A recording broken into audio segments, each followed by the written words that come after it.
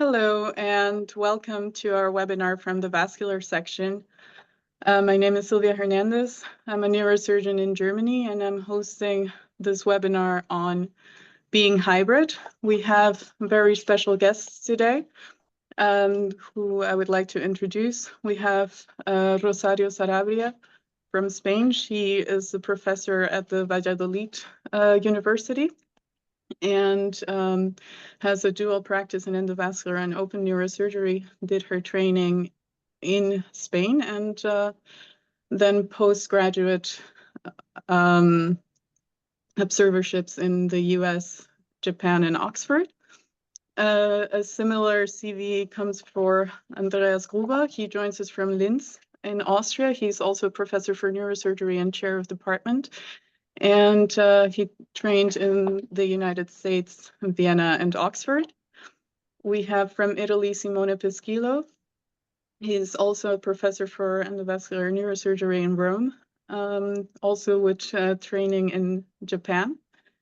And finally, we have Jan Burkhardt, who trained in Germany and is now practicing dually in the United States and Pennsylvania, where he's also division head for cerebrovascular surgery and professor. So thank you all for joining us. And I would like to start with a question to all our panelists. And it is, how did you come about becoming an endovascular neurosurgeon? What drove you to this? Maybe let's start with the lady first. Thank you. Well, I'm not, I wouldn't consider myself a neurovascular surgeon because, as you know, there are many neurovascular surgeons that believe that if you're not performing bypass, you're not one of those. And I am not performing bypass, although I'm trained and have did many courses, but so I'm probably not a neurovascular surgeon, but I'm trying because I believe on somebody has to care of a topic and has to care it in the holistic way. So you can't treat a vascular patient if you're not treating him from outside and inside. And I believe that you have to be able to use both techniques because they are already existing, because neurosurgeons were involved in angiography since the beginning. Because when I was a student, I performed angiographies. And then when I was a staff, I was not able to perform angiography because the radiologists already came.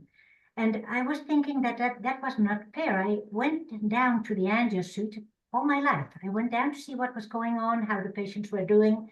And when I asked them to come up to the OR, they would never come. So it wasn't fair. I thought why should I do this? I'm trying to keep like a treatment that fulfills each patient. And why should we do this? Why should we give away our own duty? So I thought it's okay. Now, the departments are, most of them in the world, oversized. Why? Because neurosurgery, because of spine surgery mostly.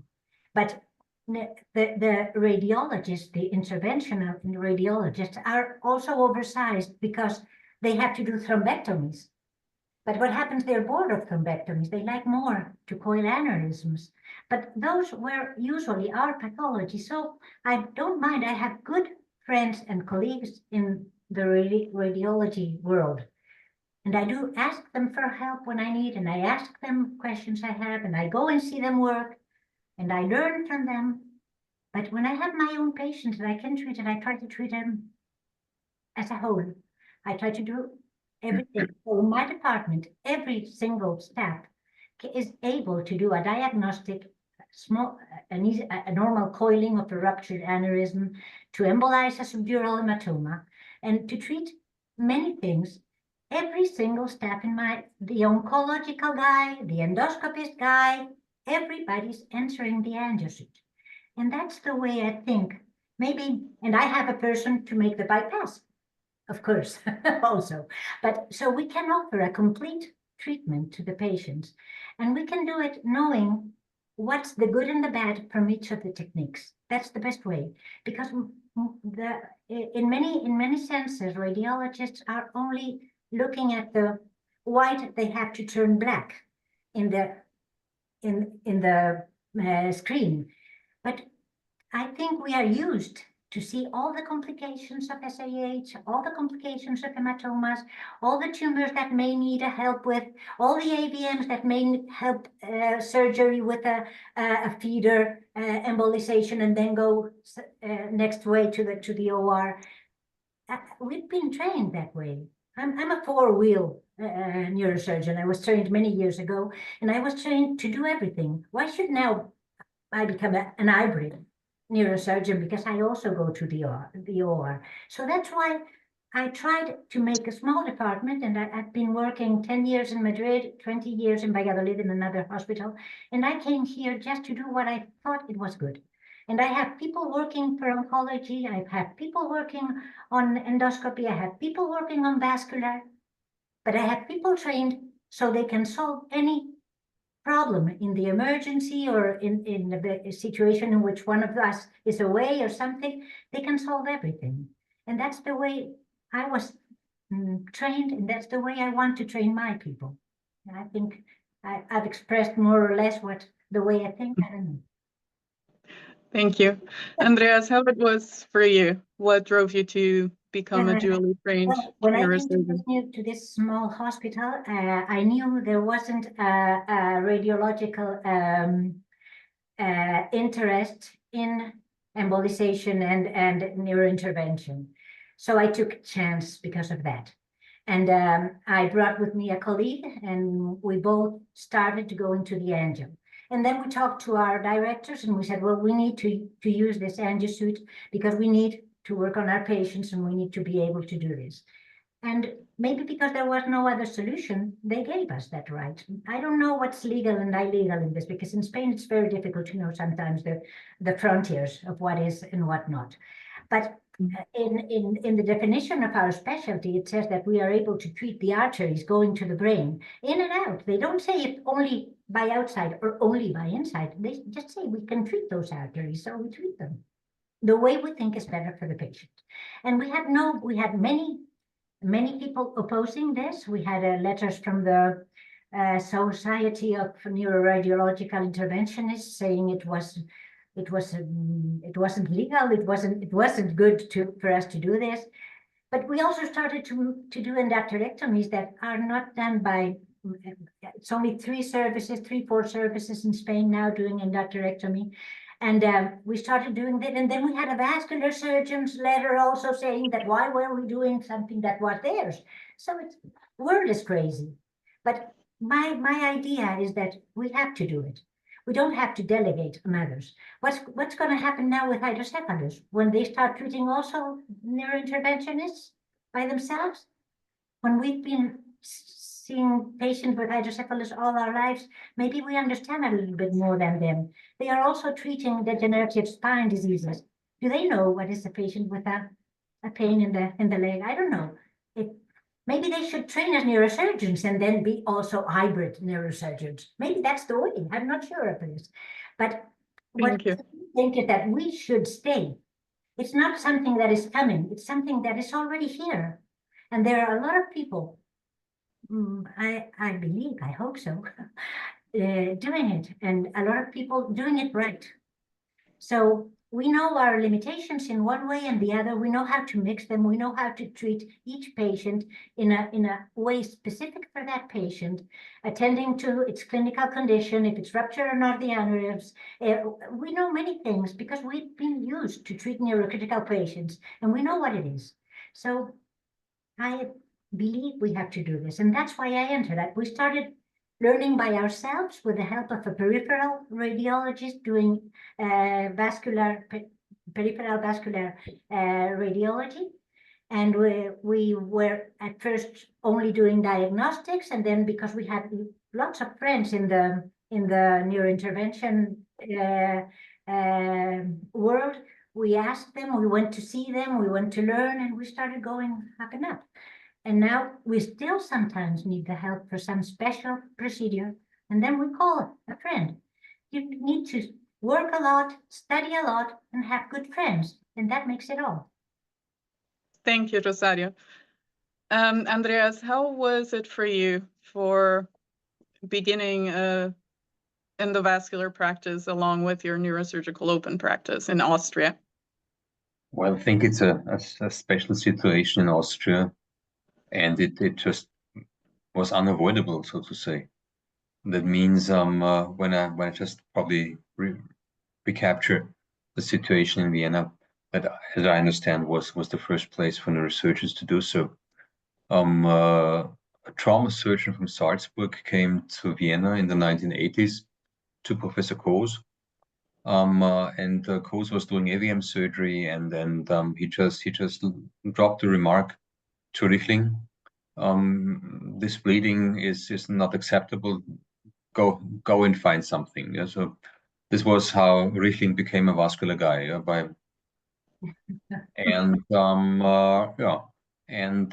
He went to Picard, and he went to Valvanis, and he came back. And he started the endovascular business in the 1980s in Vienna, what was, of course, the first place in Austria, but also to do endovascular as a whole, also the first neurosurgical place to do so. And of course, Richtling was the endovascular guy, so to speak. And by that time, there were famous neurosurgeons in Vienna: Panetsky, Knosp, Forkovic, very famous vascular guys. And then he was the endovascular guy. And when Spätzler used to visit Vienna a couple of times, craniopagus twin surgery, he offered Richtling to become his endovascular guy and to come to Barrow. And Richtling refused because he did not want to stay the endovascular guy, but he wanted to do both. But it was his idea of becoming a dually trained vascular neurosurgeon, so to speak. And when I started there in 1992, there was a large department with vascular neurosurgeons and two endovascular guys. That was Richtling and Bawiński. And Richtling was already getting into vascular microneurosurgery. And his plan, of course, was the more people he involved in endovascular, the easier for him to be free for vascular neurosurgery. That means that when I started there, I had the choice to take a position being trained, but having a special focus on endovascular, or not. That means not being trained, and then so it came unavoidable. They needed guys for the endovascular business, and I was there. And when we talk about hybrid, of course, in 1992.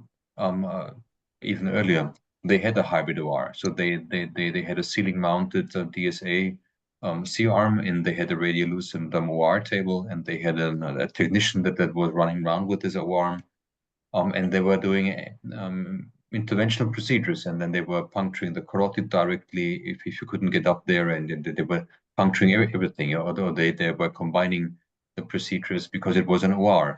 So they did all kinds of hybrid procedures. So you don't need a hybrid OR nowadays to be a hybrid. So I had no choice, and honestly speaking, I wasn't sure. I did not know what was gonna expect me. In a way, there were times when I was frustrated because when you are the endovascular guy in a neurosurgery department, that of course means that what do they say? They say, well, there's a gamma knife. There are the gamma knife people. Great thing, gamma knife. Yeah? You're the stereotactic guy, DBS. You do it. Yeah. You're the endovascular guy. Do it. Yeah.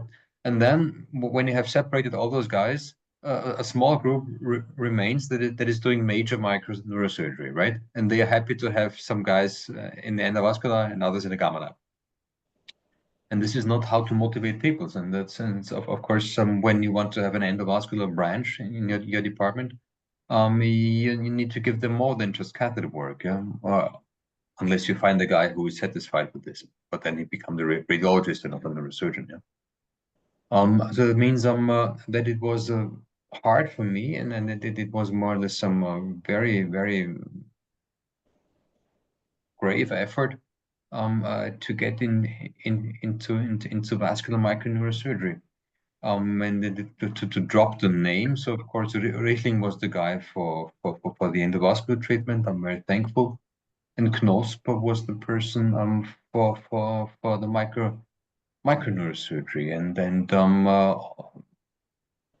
how to say, Knosp is a diehard microneurosurgeon. Yeah.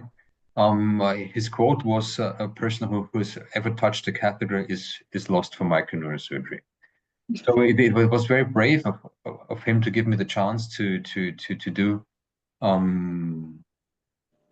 vascular neurosurgery. He assisted me the first cases to make sure that I'm no good, no, I performed. So he had to keep me, and then it developed. Yeah? But in hindsight, there are many ways to how to run this business. Yeah, to have the endovascular guy, or to have a guy who does easy stuff today and easy stuff tomorrow, or a guy who is more or less profoundly trained in both. And probably it depends on your vision. It also depends on the personality of the people that you hire. Yeah, I mean, if you hire a guy and after 3 years he says, "I want to stay in the cath lab because I don't like surgery," then suddenly you have your own radiology department in a way. Yeah. Or you have people that say, "Well, I want to do both because I learn when I do endovascular, I learn for surgery. When I do surgery, I learn for endovascular. I'm the guy who can decide which procedure to perform. I do bypasses. I do this. I do that. I can manage the show." And this is not a hybrid, but probably a cross-trained or dually trained person to start with.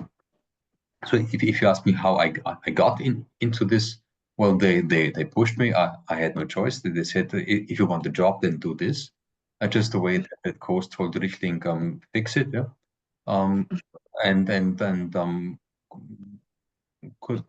might well have been that after some years I find out this is nothing for me. I'm a spine guy. Who knows? So the major decisions that were taken away from me, yeah, in a way that we need a guy like who does this, yeah, you take it or leave it, and I took. And then I'm happy that I was, and I'm still satisfied with this approach.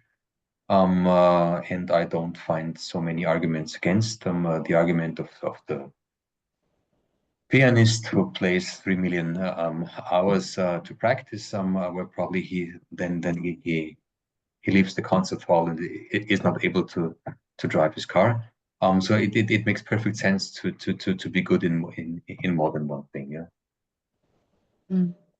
Thank you, Andreas. Very enlightening. Simone, you have a little bit of a different experience in your current practice. Can you tell us a little bit about how you came into endovascular and how you stayed in endovascular? Yeah, Silvia. When I decided to be a neurosurgeon, I was very interested in vascular pathologies. So that's why during the last 2 years of my residency, I've decided to be more involved in this. At the time, in 2008, the forecast for the endovascular treatment was very interesting. So that's why I've decided to start a training in this. So I moved in France, in Nantes, and I've decided to start this training on January 2008. And until that moment, I had never been in an angiographic suite. But with the help of a very wise man that now is the chief of interventional neuroradiology in Nantes, Hubert de Salle, on March 23rd, I embolized my first aneurysm. So after 6 months, I moved back. And I had a training also in Milano, in Niguarda Hospital with Dodi Boccardi. And I was just a senior resident at that time, and people from all over the world come to see Dodi. and me implant flow diverters, because at the time, Guarda Hospital was the only hospital allowed to use these devices in Europe. So after that, I come back home in Rome, and then I started my career in the endovascular field, because an open position was available, and in 2011 I joined the endovascular team, and so since 2008 I do only endovascular neurosurgery.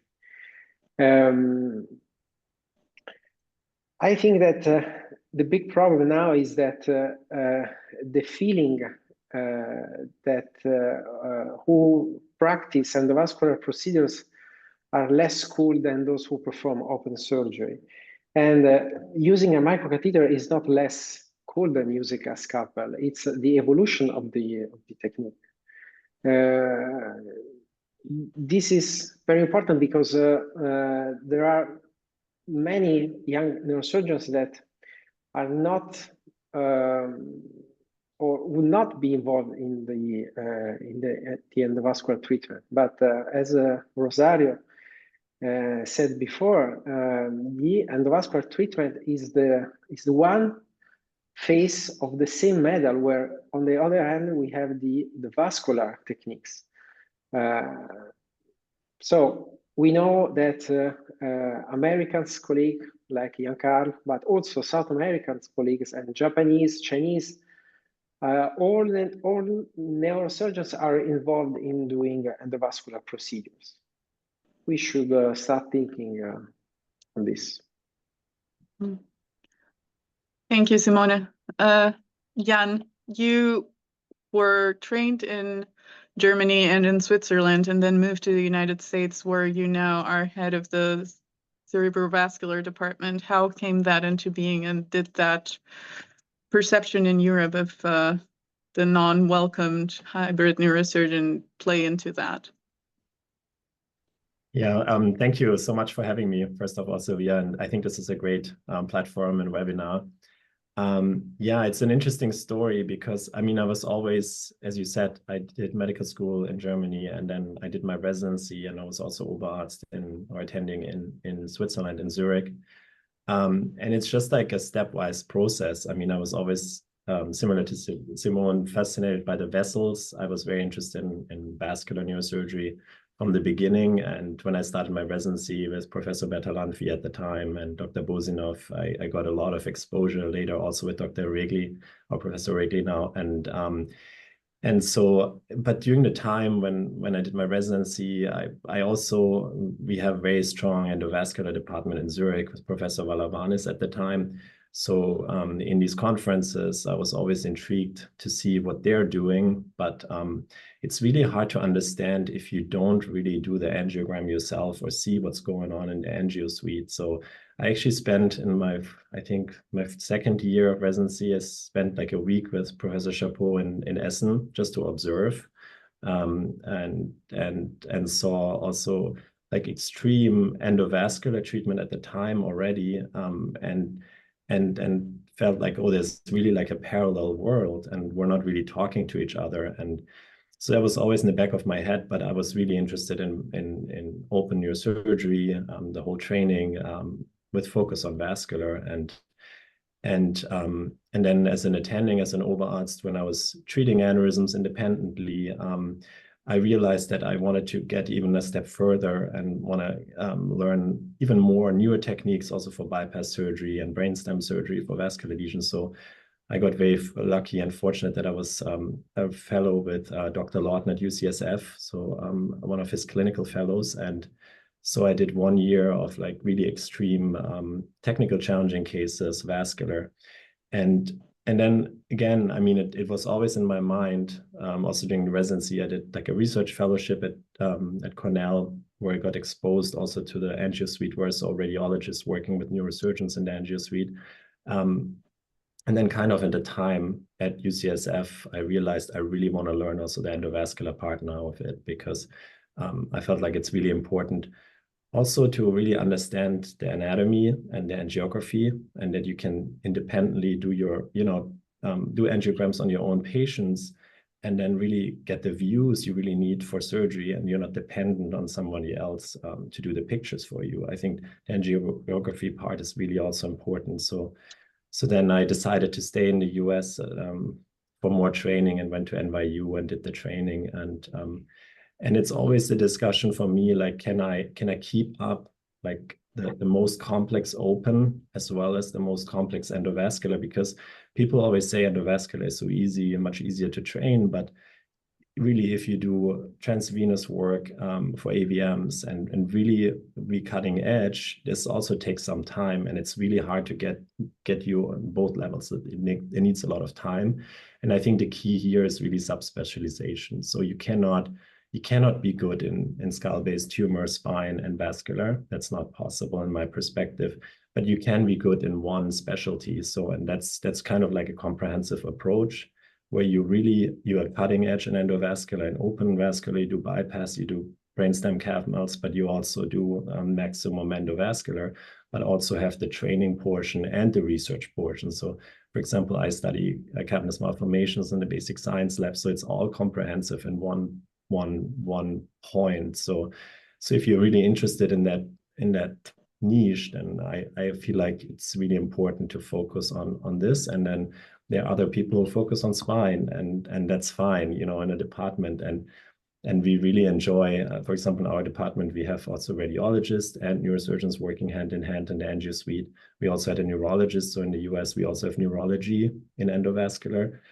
And we train fellows. Like last year, we had a neurology fellow, a neurosurgeon fellow, and a radiology fellow, all like 3 fellows at the same time. And it's fascinating to see how you learn from each other, and everybody brings something, to the table. Radiologists are obviously very well versed with knowing the anatomy and also all the diagnostic parts. Neurologists are really well trained for us for stroke and ICU care. And then we are from a technical neurosurgery perspective who can also do open. So we bring all something together, and then it's so I think it makes sense that we're all kind of involved and work together. But I think the subspecialization is key here. And that's why I basically stayed here for now, because it's really working well for me to really, when I see a patient, I can do the angiogram, and then on the angio table, we look at the aneurysm, and for me, or lesion, and for me, it's really to find the best treatment for the patient, not necessarily, I need to keep that patient for clipping or for coiling or for bypass. And then we can really have an open discussion what's best for that specific patient. Thank you, Jan. I think you have touched upon something that is very important, and that is the collaborating with other colleagues and learning from one another and taking the different inputs to improve our patient care. I think in Europe we have the perception that doing this dual training is impossible or difficult, or that it's legally cumbersome. But Simone, you conducted a survey on this topic. Can you tell us more about this? Yes, Silvia, sure. Yeah, we actually did a survey, and we published the result early this year.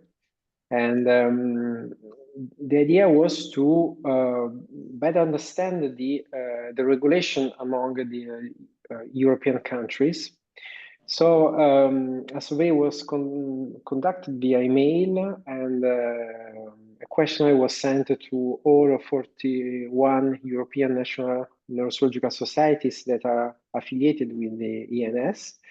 We received 37 completed questionnaires, and the answer was that in the majority of European countries, there are no legislative obstacles for neurosurgeons to do endovascular treatments.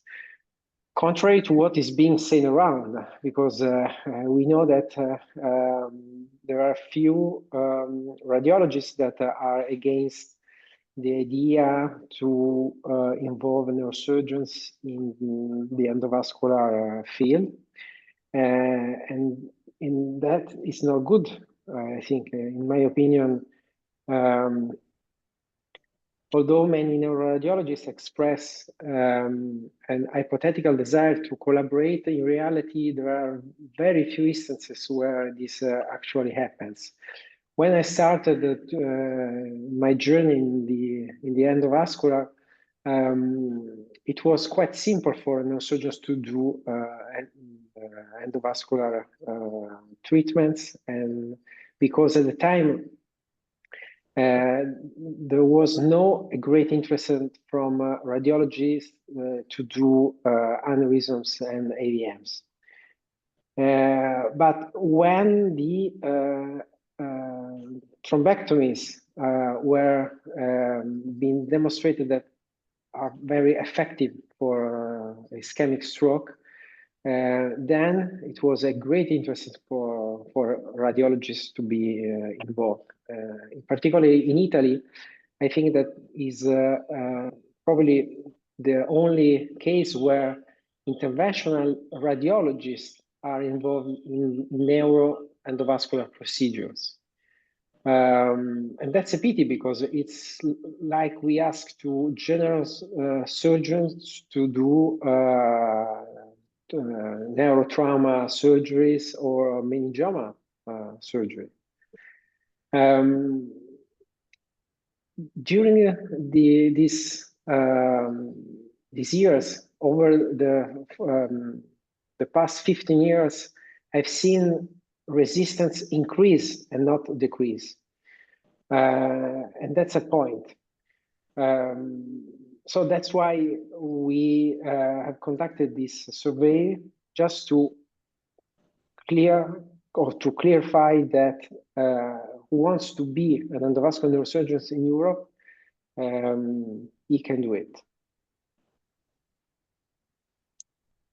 Thank you, Simone. Andreas, in Austria, you have, at least to my knowledge, 3 departments that are completely staffed by neurosurgeons that are doing both endovascular and open procedures. How is it that this small country has been able to establish that, where the rest of the continent has been so, conflicted about this? Well, again, historically speaking, it was the dominant role of the Viennese neurosurgery department on the course, and it took ages before anyone else in Austria had the guts to start this. This was in Graz, and then in Linz, and then in Innsbruck. As far as I remember, in 1995.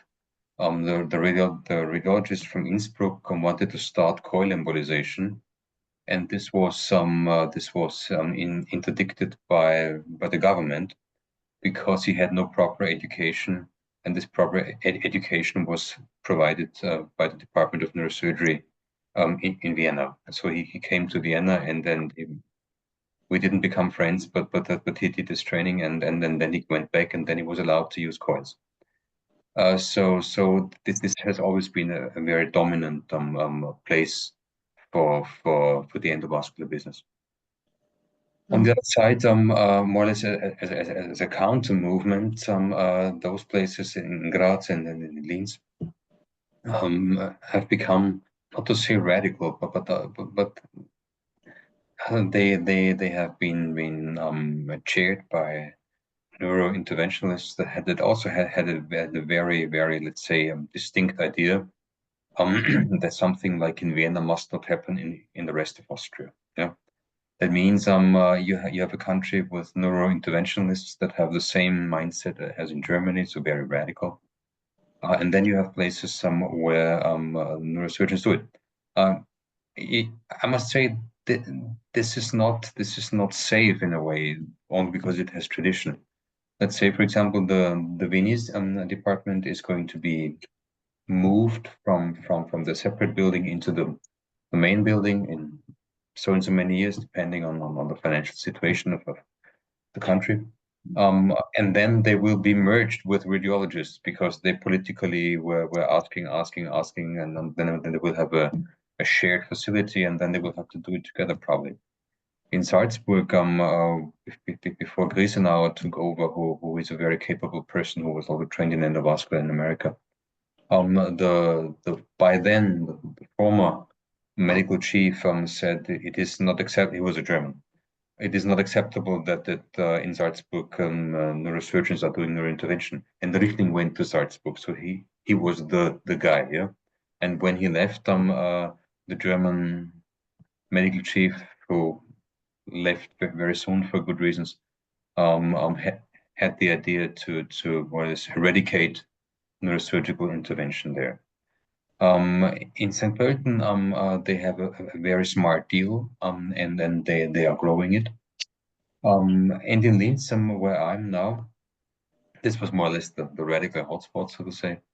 They are very capable, and probably if we have a third round of discussion, I can try to explain. I mean, it does not make sense to destroy existing structures just to impose your own idea. When something is not working, you have to fix it, and when you are duly trained, you have to do it. I think Marco Censato never had the idea to take over Dodi's service in Milan. Why should he? Because the partner was functioning perfectly. A similar situation now is in Linz. I will get people into training, but I will not take over neurointervention from neuroradiology. It will be, let's say, a neurointervention service and something like this. That means the way you create the field is not monopoly. Yeah? But when something works fine and you have, let's say, a spine surgeon with no gift to do, let's say, millimeter work, and you have a very gifted interventional guy with a large tradition of intervention there in radiology, why should you change it? Yeah. If you can do both, and then the radiologist there is conservative and has no real idea about intervention, you should do it, of course. So there are many different ways to play it. But talking about Austria, I learned that that very few strong personalities can change the field profoundly. Yeah, that means Richtling was, let's say, not the guy to seek for harmony when it was the time for competition. And by doing so, he established great things. When others said that he always meant trouble, he probably meant trouble quite some time, yeah. But in the end, it paid off because it is his heritage that it looks like this in Austria. And this has been appreciated all over the world. So he was the World Federation president, and then he was from the vascular section, EANS. He was the president. So they all appreciated the neurosurgeon doing this work. Thank you, Andreas. Rosario, do you offer in your department training to people who are interested in being dually trained? Yeah, we have two offers actually. We have one for residents in their 4th, 5th year, just to come with us and know what the angiosuit is and what it can offer, and indications, problems. We try to show them from inside neurosurgery what they can get from it. And we are trying to show them how they can complete, if they like open neurovascular surgery, how they can complete their work with endovascular, because endovascular can solve many things. And you shouldn't close your eyes and say, I only do open surgery and I won't even look at endovascular. So you need to open your mind. You need to know everything. And to know it, it's better to come and see and stay. And they get to do little things. They just, they can puncture, they can start to take catheters up. They just have like an idea of what it is, and they see, and we show them lots of cases, and then all our problems, how we solve, so it makes them see this world that they won't see if they go to a radiological service, because they will only show it from outside. And we also have another, because now hybrid ORs are starting in Spain, and there's some problem in some services to contact with the neurointerventionist to go up to the OR. And we offered young staff to come and stay. The last one, she was here for 1 year and a half until she got her 100 diagnostics and 50 treatment cases. So she would be able to start the interventionism in the OR when they get their hybrid OR. And that's also a good idea, because now many neurosurgeons are involved also, I told it before, in subdurals and many things that are amenable for treatment to us. And if you believe a patient will get some benefit from going into the middle meningeal artery and coiling or embolizing it, and the patient will go better, why not to do it? Why should you delegate also that to another guy? So it's not to create an expert in everything. I agree, Giancarlo, with you, but there's always someone who likes more one thing than the other. So as Andrea said, you shouldn't do anything to get better something that is already good. You should try to make better things that are not so good. And then what you shouldn't do is to leave your own duty to others because you're not able to do it. I mean, we are neurosurgeons, we treat these patients, so let us treat them. And then a neurovascular case that is very complicated, that shouldn't go to this young staff who is just doing, maybe he would also ask his colleague. We always have 2 people in the service that are bone localized to do complicated cases. So the young staff can do the diagnostics, and then they call and say, well, I have this case, come and stay with me. We check it, we take the decision all together. It's more or less like the Japanese, they always go all together to everywhere. They go all in a team, even at 1 a.m. to operate an ACOM aneurysms. It's funny to see them in Sapporo with Dr. Tanikawa. It's funny to see all the team going together. But it's also good that they can at least do the diagnostics and then call another of the same team, but more expert and more dedicated to help him in that case, and to help him or to do it with him in the angiosuit, and also in the OR. I mean, not everybody is able to perform a complicated case, so that person there should be some person in the team who is able to do the more complicated surgeries and one for the more complicated endovascular cases. In my hospital, I have I had good luck. I do have a Leonardo, Giancarlo. I can tell you there are people able to do all the surgeries and the endovascular. I do have a Leonardo da Vinci. I mean, a person who is very complete and everything. And it's great. It's great to have him. It's really great. But not everybody is like him. So more or less, you have to know your limitations. You have to know what you like, and you have to know what you want to train more on. But you're still a neurosurgeon. That's the thing I think we all agree. You're still a neurosurgeon, even though you can go very far away on the endovascular route, or you can go much farther away on the surgical route. But you have to, all that knowledge that is in the team, that is in different levels in each member of the team, you put it all together and you discuss the cases, and then you know what's better for that single patient. That's the way I see it. So it's, and that's the, sorry for answering you, it's, we have residents stay like 3 months to just get involved and see what it is.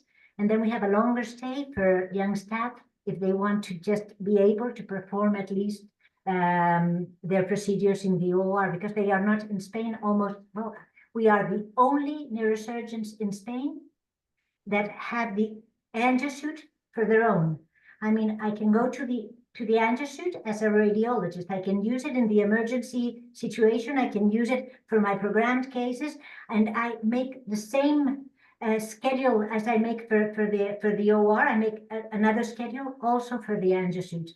And this is a unique situation in Spain right now. We have there are few people that can go into the EANS with the radiologists, but we are the only ones that can use it as ours. That's the situation here.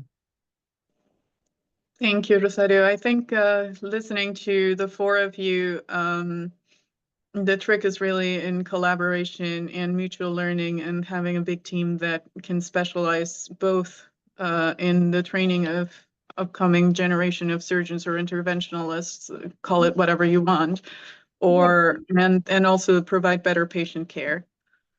Do you mind if I ask a question to the team, Please. What do you think? Because I believe that if you're going to train people for OR and endo, they first have to go to the OR, because if you start with endo, it's much more difficult to go then to the OR. I think, Andreas, you talked a little bit about this. So I believe you should first involve them in the OR, and probably we should change the training of people, letting them go to their preferences and train more on that preferences since earlier in their training time. That's just a question for the panel. Well, I think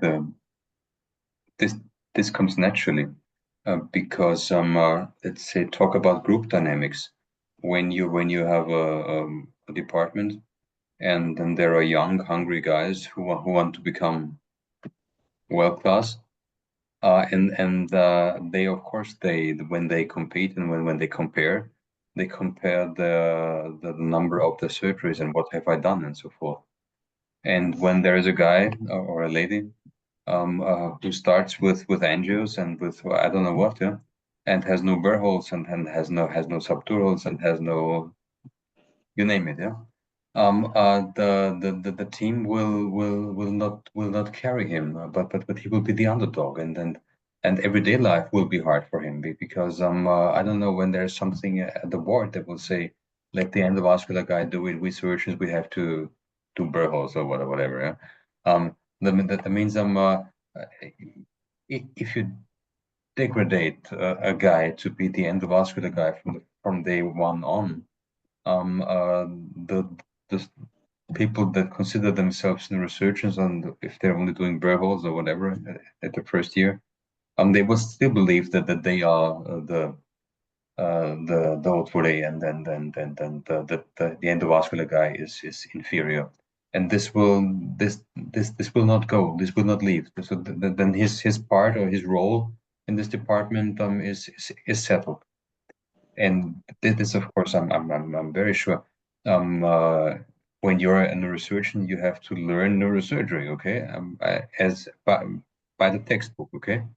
And if you want to do something else that is not, let's say, the backbone of neurosurgery, let's say intervention, or let's say gamma knife, or as a radiosurgery, or intensive care, or stereotactics, DBS. This is an add-on, so to speak, but this is not a prerequisite to be a neurosurgeon as we would understand. Yeah, that means to answer this in one sentence. I think it's impossible to have people at the neurosurgery department that start their training by doing intervention and then later get into the OR, because then they will never become neurosurgeons, right? They will never get the spirit, that they will not be accepted in the department and so forth. When later you have a solid let's say basic education, and then you want to choose some do I focus on, I don't know, stereotactics or radiosurgery or intervention, then you can do it, and then you can say I'm a neurosurgeon with a special interest in intervention. Yeah, then you will be accepted by everyone, and no one can call you the endovascular guy or something. Yeah, this is my endovascular guy. He puts the catheters. Yeah, and so I think people are like this, and then when you show weakness, for example, you have no idea about surgery as a neurosurgeon would be a weakness, huh? But therefore you're the catheter guy. Well, then of course you are the underdog for the rest of your life. Yeah, and I would be interested in knowing what you think about this, being that in the United States you can actually have an embedded fellowship within your basic neurosurgical training with a subspecialty already embedded into that. Yeah, I mean, great discussion. Yeah, I have to agree. I mean, like, obviously you want to first learn the basics in your residency, either if it's neurosurgery, neurology, or radiology. That's how it is in the US. And our fellowship training, the official one, is as post-graduation, so after neurosurgery, or after residency of neurology or radiology. But what we are doing is for our residents in neurosurgeries, similar to what Rosario says, we actually in our the third year residents, they rotate for 3 to 4 months in the angio suite. And then after that time, they're usually capable of doing a diagnostic angiogram. And I think that helps them to understand the anatomy and also kind of follow the discussion, in all the conferences and interdisciplinary meetings, to know, like, oh, why was it challenging here to do endovascular, or what is the advantage? Because I remember that as a resident, when I was sitting there and saw the angiogram pictures, but I haven't done it. It's like really hard to follow, or knowing, like, why do you start with this vessel, and then or why do you go radial or femoral? This is like a good learning experience for them early on. And my experience is also that you can then change the mindset of trainees and win them more for vascular when they were all set for like tumor or functional in the future, and they're like, oh, that's actually a cool field. I have different options. I can do endovascular and open, and so we experienced this as a good system to expose them a bit earlier, for education, but also for training. And then obviously for the neurosurgeons in the US, you can do a 1-year fellowship after your residency if you do about 200 cases during the residency. So they usually get their cases in these 4 months done. But obviously the neurologists and the radiologists, they train usually 2 years post-graduation because they have less experience than the neurosurgeons. So that's kind of how it comes about. But yeah, I agree. Also, I want to say what Andrea said earlier. I mean, if you have a system that works really well, especially, in Europe, there's no need to change that aggressively just to say, like, we're also doing this. But I think the training is really a common place where you could come together. We also have to understand the radiology side, especially in Europe, because traditionally they are doing all these procedures, and I'm sure they're also, nervous that the neurosurgeons want to take over that field, and I think that's a legitimate, concern from their side as well. So I think it's probably good to have, like, to start with like a common education rotation of residents to be exposed, but also support them and say, like, we're working together here, instead of saying, like, we're just staying, we want to take this basically over. That's not a good approach. And for us in the US, it's really, these discussions don't really happen. I feel like it's really so, when we are in angio suite, we don't really know what the background is of the interventionalist. Sometimes you're surprised, like, oh, this is a neurologist, or when I proctor cases for endovascular, I rarely ask, actually, what's your training background, because it's so common that these three, training backgrounds come together in that space. And but I understand traditionally it's a little bit different in Europe, and then also every country is different, so it makes it much more challenging to understand the process, like in the US, for example. Thanks. Simone, any comments? Yes, just a comment. I would say that nowadays we have, I totally agree with Giancarlo, but nowadays we have a training program offered by EANS, for example. You see, we were in the endovascular course in Sofia with Andreas, who is one of the hosting center for our European master in vascular and endovascular neurosurgery. So nowadays it's much more easier for young neurosurgeons to approach the endovascular training. And second comment is that we should keep in mind that nowadays endovascular treatments is not only to treat vascular pathologies.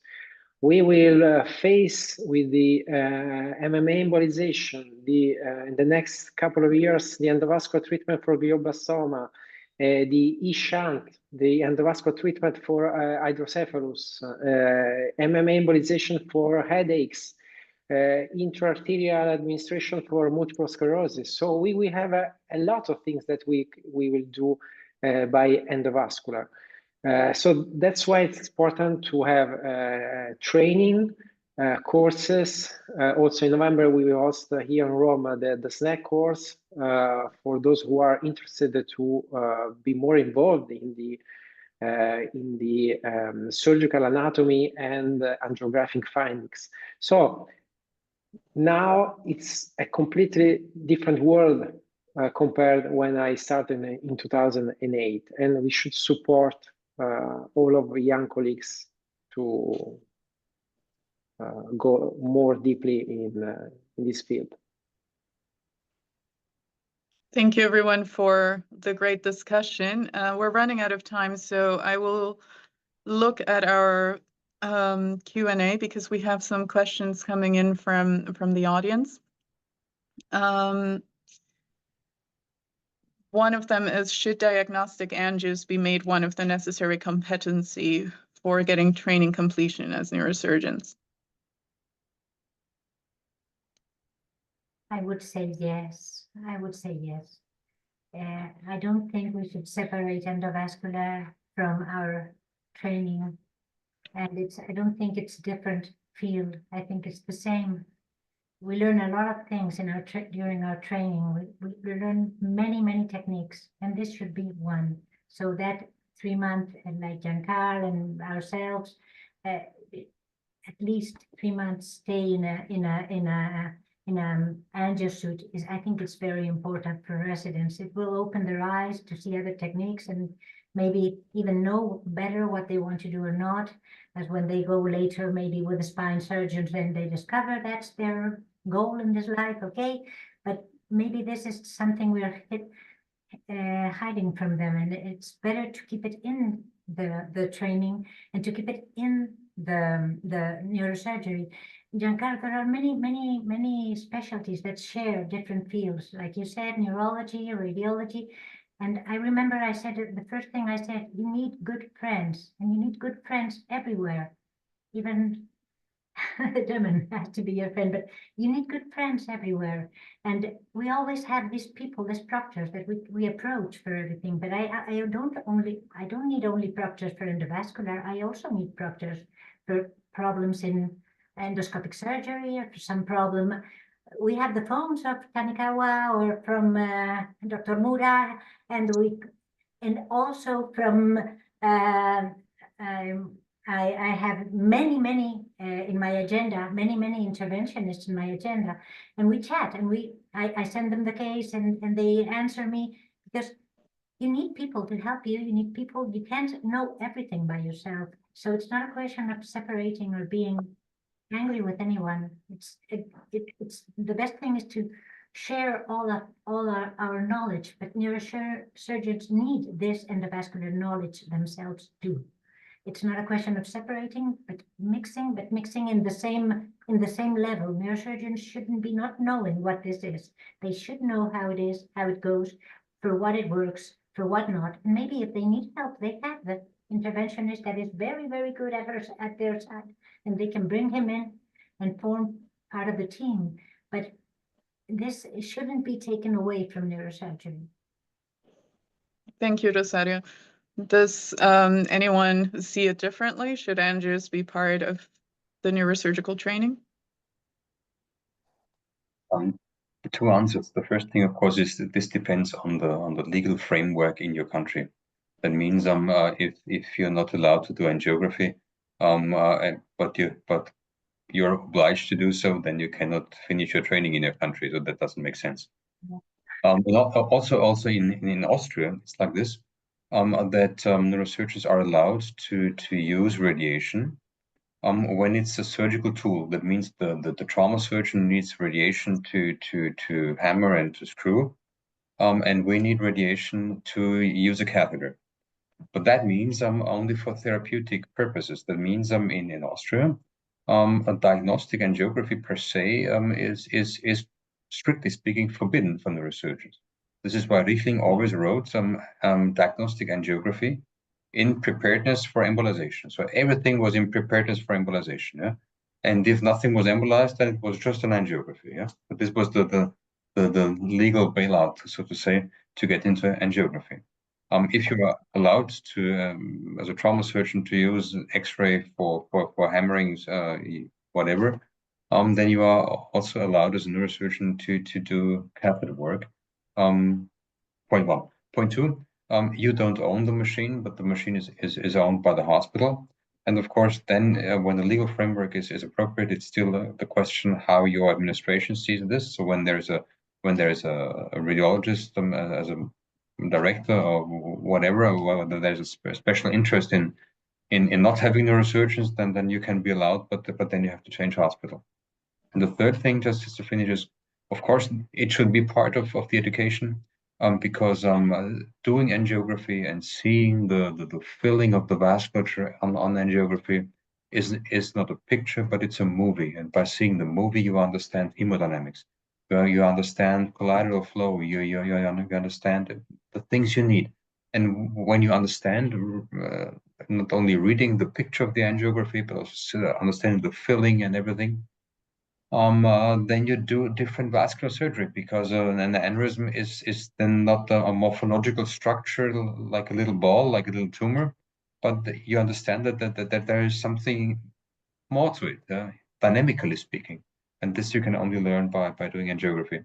And also microangiography or test occlusions and all these things. When you play with the hemodynamics to understand how it works, so how long is this temporary clipping possible? Why is temporary clipping possible? What does it look like? One patient tolerates, one not, because there are collaterals or there are not. So many questions, and it makes perfect sense for a vascular neurosurgeon to do angiography. Yeah, true. Thank you. So I think we're out of time. So I would like to thank you all panelists for joining into this very interesting discussion. I hope the audience has gained Silvia, some insights. Sorry, to finish, Yes. may I say that we should keep in mind that who invented the coils is a neurosurgeon. Guido Guglielmi is an Italian neurosurgeon. So why in Europe the majority of physicians are not neurosurgeons that are doing endovascular treatment? And I think that Professor Richtling is among the attendees. So he was one of the pioneers in endovascular neurosurgery in Europe. Thank you. So again, thank you all for joining. I hope the audience gained some insights into the endovascular world in Europe and both in the US as well. Again, thank you to the panelists, and I hope to see you all down the road in the vascular world. Thank you. Thank you, Silvia. Thank you, guys. It was a pleasure. Thank Bye-bye. you. Bye-bye. Bye.